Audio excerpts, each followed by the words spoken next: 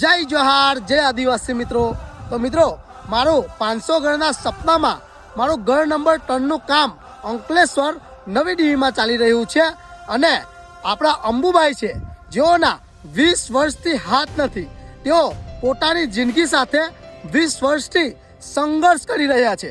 તો મિત્રો, એકવાર આપણે વિચાર કરીએ કે આપણા આદિવાસી સમુદાયમાં આવા કેટલાક લોકો છે જેઓ એમની જીવન સાથે સંઘર્ષ કરી રહ્યા છે। તો આપણા મુકેશભાઈએ એઓના આખા ઘરના પતરા એમને દાનમાં આપ્યા છે। ત્યારબાદ અંબિકા ઓટોમોબાઈલના માલિક જેનિશભાઈ મોદી જેઓએ 10 બેગ સિમેન્ટની આપી છે અને આપણા પ્રકાશભાઈ જેઓએ 5 બેગ આપણને સિમેન્ટમાં આપી છે।